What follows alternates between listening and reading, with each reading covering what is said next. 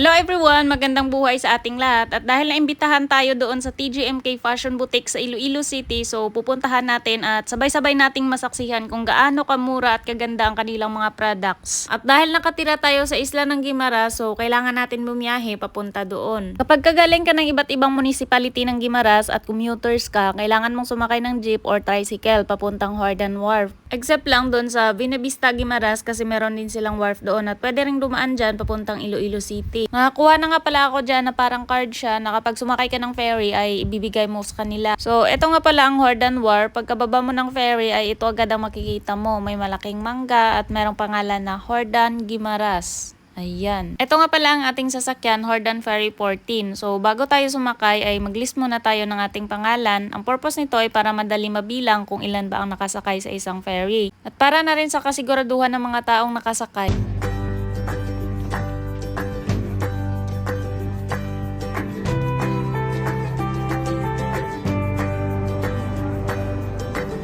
So, nandyan na nga pala tayo sa loob at bumabiyahe na yung ferry na sinasakyan natin. Hindi naman ganoon kalayo mula Hordan Wharf papuntang Iloilo City. Mga 15 to 20 minutes lang naman yung biyahe nito. Pero depende rin naman sa nagmamaneho ng ferry. So, after 15 minutes ay eto na, nandito na tayo sa ferry terminal or Parula. So, syempre, pagkahinto ng ferry, kagad naman tayong bumaba. Mula dito sa Parula or terminal, ang sasakyan nating jeep papuntang Socorro ay Harusipio. Dahil hanggang doon lang naman tayo sa Socorro kung saan located ang TGMK Fashion Boutique. So, ayan, nandito na nga pala tayo sa Socorro at located lang po sila sa G. Imbasa Street, Iloilo City. Katabi lang po siya ng Mass Novelty Shop. At dahil nagka-interest tayo sa mga binibenta nila, so pinuntahan natin kung totoo ba na mura lang at maganda yung mga products nila. So ito na yung store nila at sa labas ay merong mga naka-display na mga dress. So, syempre, pagkapasok natin ay humingi muna tayo ng permission kung pwede ba na makapag-video. So, sabi nila ay okay naman daw, ay salamat naman. So, nagpakilala lang ako dyan na ako yung in-invite nila. Tapos, ayun, kwento-kwento lang saglit. At inumpisahan ko na kaagad ang pagpili ng mga pwede kong mai-fit. Mga products nga pala nila ay locally made at sariling typo talaga. Kaya maganda at mura lang ang mga products nila. Sinasabi ko talaga sa inyo, hindi kayo magsisi kapag dito kayo bumili. Except sa mga clothing nila, meron din sila ditong mga bags, accessories, bedsheet,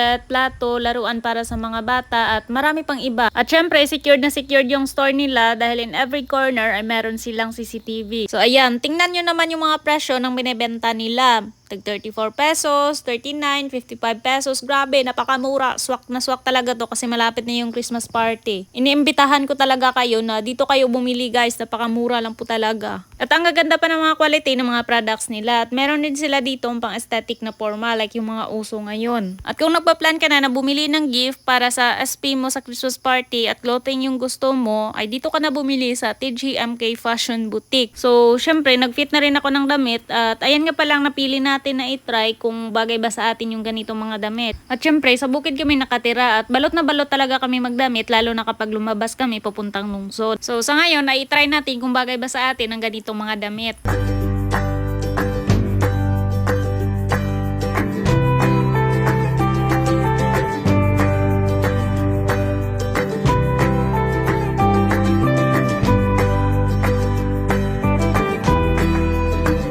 In fairness, kahit pa paano ay bumagay din sa akin yung damit na tinry ko. Akala ko kasi damit pangunguling lang yung bagay sa atin. Anyway, maraming salamat nga pala sa mababait na staff ng TGMK Fashion Boutique at binigyan na rin ako nila ng pa-free na clothing. So, syempre, meron na tayong maisusuot nito. Ay salamat naman po. So, ito nga pala ang kanilang Facebook page guys. I-check nyo na lang kasi everyday meron silang live. So, hanggang dito lang muna. Maraming salamat po ulit sa panunood. Mag-ingat po kayo palagi at God bless po.